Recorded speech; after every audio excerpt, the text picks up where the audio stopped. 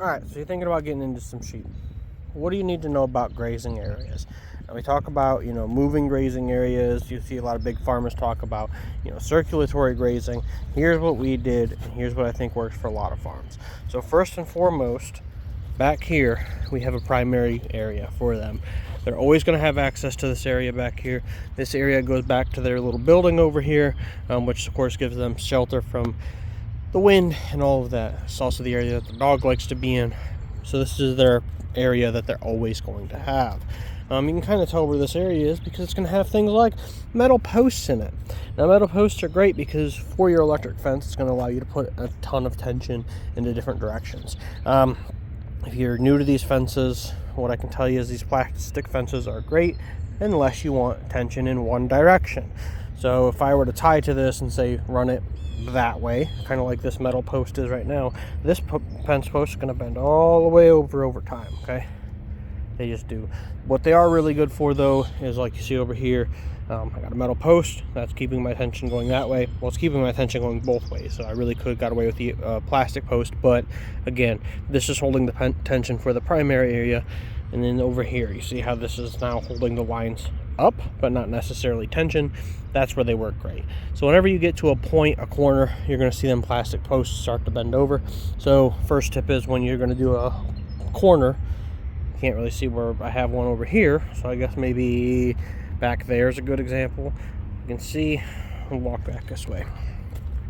When you get to a corner, again, we're trying to add tension in a certain direction. And what's going to happen is these posts are going to start bending over. So the closer I get back here, the more you're going to start seeing that post right there is bent over. This one's bent over a little bit. And I'm sure if I get around this corner, you'll see more of them bent over. But what you're going to see is I'm gradually adding tension as I go around this corner. That's my first tip, okay? Straight-ish line. When you get over here, start to curve, start to curve, start to curve. Don't think you're going to come to a 90. You just really can't with these plastic posts. You can, but you're going to see like over here, I have a post that's actually tied. I have it tied at the top and tension pulled back in the opposite direction. That's really the only way you're going to get away with this. It's kind of like how you see right here. Okay. It's tied off. There's a line running over. See it? It's hard to see. Okay, line. That's pulling tension that way, and that's because this is coming down here, and this is a big curve, and that middle post is going to have the most amount of tension placed on it. If I take that line out, this post over time is going to bend this way. It's going to look more like that one over time, maybe even worse. So that's my first tip. Get used to curves. Down there, well, can't really see it, it's all the way down by my race trailer, but down there at the end, that I have probably 5 posts that are closer together than what you'd expect because they're all pulling away a little bit of that tension. So that's the first tip. Get used to curves. So this is a primary area up here that they can be in all the time. It's underneath the trees. It gives them some shade. It gives them a place they know where they're secure and they can come back for water.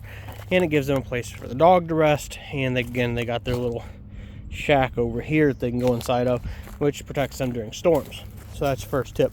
Now, coming down here to these metal poles that we were at when we started this whole adventure, and talk about rotational grazing in a smaller setting, because like you see rotational grazing in terms of these big farms, and they got 20 acres and they're moving these sheep from one to the next, and we ain't got that in these little homesteads. Okay, so we do have some rotational grazing outside of their main area.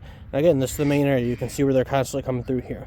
These 2 metal poles kind of indicate the opening to the grazing area. Okay, so see this fencing right here? Okay, that fencing can move. We're gonna move it back and forth. I have had my rotational grazing come all the way up through here before, but they have to still go out of between these 2 metal poles and out and around and back up the other side.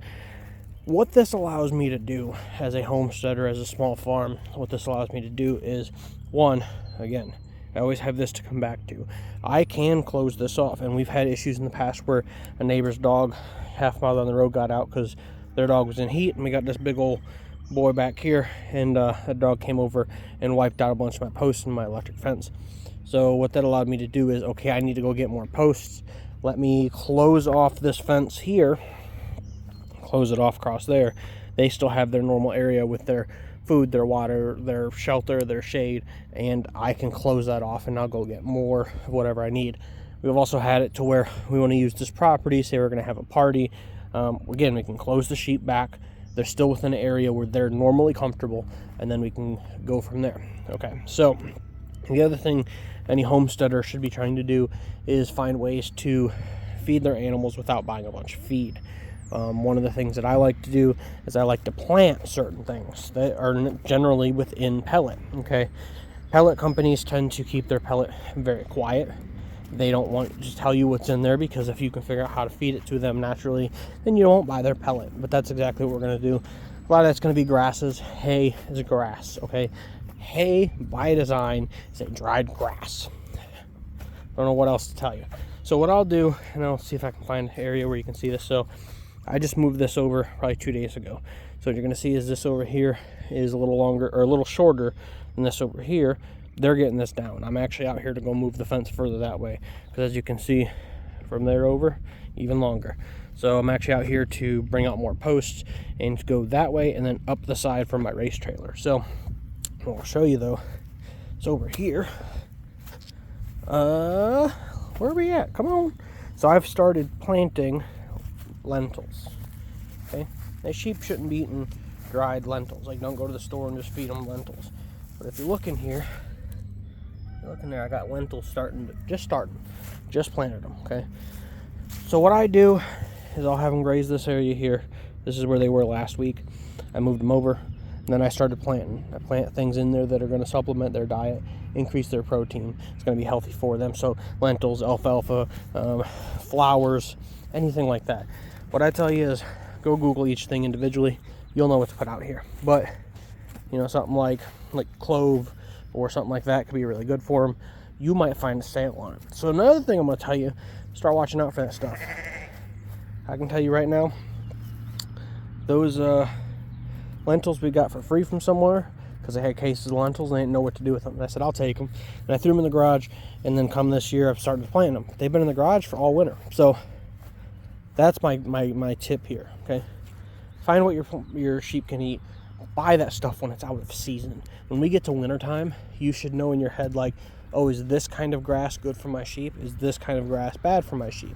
Is this whatever? And that goes with everything. Because what's going to happen with this rotational grazing, okay, so you guys seen up there, a lot of it's bare ground. They overgraze it. That's why that's their area. That's why that's always their area, because they can overgraze that. They can do whatever they want up there. We get back out here, and we look where they're at now. Again, they're about to move. Okay, but you see piles of sheep poo. You see things like that. Now, if I let them overgraze this area over time, their urine, their poo is going to be too acidic for the ground. It's going to cause more bare ground. You kind of see it up in here more where it was wet and it was dry. Well, it was wet. They came clomping through here because it's along the fence. Now it's starting to dry out and it's looking more mud rather than over there. Okay, so what we want to do is we want to take this opportunity right now and see. If I look down, there's some sheep poo there, there's some sheep poo over there. So what we're doing with rotational grazing isn't just about feeding them the grass, but it's about preserving the rest of the land. Okay, they've stomped this down now. This is more compacted, and this has fertilizer on it. So we need to spread that out. So once this dries, we're going to come in here with a rake, and we're going to spread all this out, just rake through it, and then we're going to plant. Okay, so their next grazing area is going to be moved over, and it's going to go up the side. Ooh, come on, focus. It's going to go up the side. Okay, and then their next grazing area, I'll have to get the old tractor out of the way, and then it'll be all the way over against the woods and up the side of the property. From there, kind of have a choice. I can either slowly move that grazing area back, but more rapid than what I do normally. I usually move this every 2-3 days, because I don't want them to overgraze it. I don't need them to eat everything. I need them to eat the tops, and that encourages the grass to grow. So I could drop that back over, like maybe once a day until we're back over to the far right, and then go from there. I also have more fencing and more posts, so when we get back over to the far right, we will go all the way over to the neighbor's property, which is kind of against their house, and then all the way up to our back door, and then again start that back over where they're going to graze, and then we'll drop back here, we're going to graze, come over, graze, and then back up that side. So rotational grazing kind of has those benefits. One is you're not allowing them to overgraze an area. This over here They've been off of this for about 2 weeks here. This was last week. So you can kind of see the progression of that grass. It's growing back, and it's growing back healthy. Over there, it's a little more down, but they just got moved off of around here. You can see where that line is right there if you really look. So that's, you know, a week out, and this is now, so they'll get moved over again. So that's the benefits here. Rotational graze, even if you're on a homestead, it's not about having a lot of property. It's just about controlling what you're allowing them to eat and supplementing the ability to supplement what they're able to eat. Because let's just be honest, grass isn't enough. But if you look down at my grass right now, my grass is not grass. My grass is flowers. My grass is everything. It's not just grass. Okay, you know, we look down in here. That is not grass. Those are not grass. You know, I got clove and all sorts of stuff out here. And again, a lot of that is to supplement for the sheep, so I can reduce grain. Now, I'll still use grain. I'll use grain a lot in the wintertime. I'll give grain every once in a while when I want to move them, because if I walk out here with a little grain jug and I go chinga, them sheep up back there will run all the way up into here because they know I'm going to feed them grain up here. That is a superpower. That is something you need to train into your animals.